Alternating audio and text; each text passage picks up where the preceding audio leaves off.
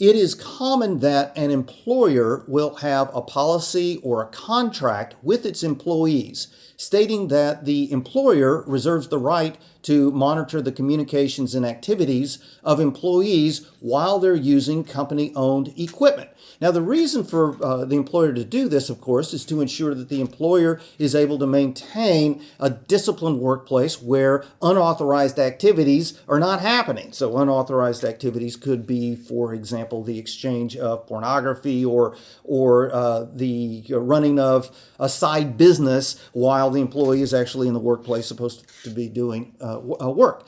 However, these policies and contracts with employees can be controversial. Employees can be really unhappy when the employer, in fact, exercises its right and starts reading employee email or looking at pictures that are on maybe even a company-owned device.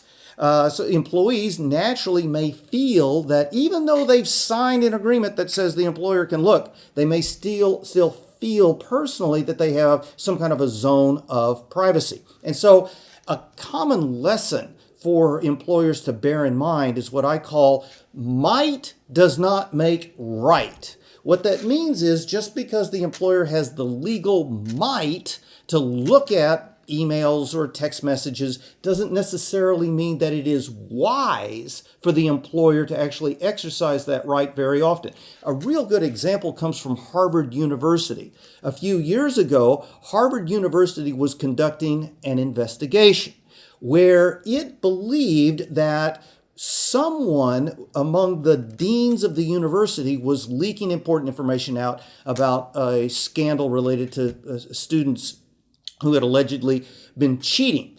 And so the administration at Harvard University said, well, we need to find out who's leaking this information, and we have the right under policy to actually read the emails of the 22 deans at Harvard University. So the administration decided it would conduct a limited search of emails of those 22 deans at Harvard University. It decided we're just going to search the subject line, not the content, but the subject line of the emails of deans within a certain period of time when we think the leaks may have been happening. Well, the deans at Harvard University are very politically powerful people, and the deans were not happy about this. And so the deans complained very publicly, very vocally about the administration exercising its right.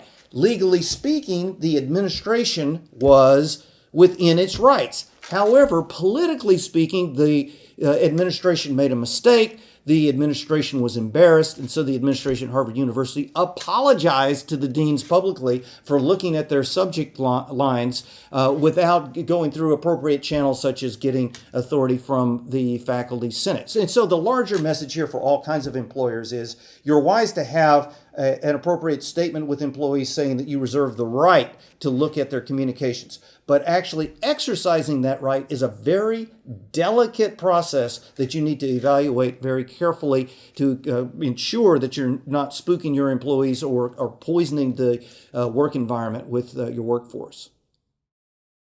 In order to learn more about the course that I teach at the SANS Institute, you can click the link below. Also, another link below provides more information about me and my work in private practice.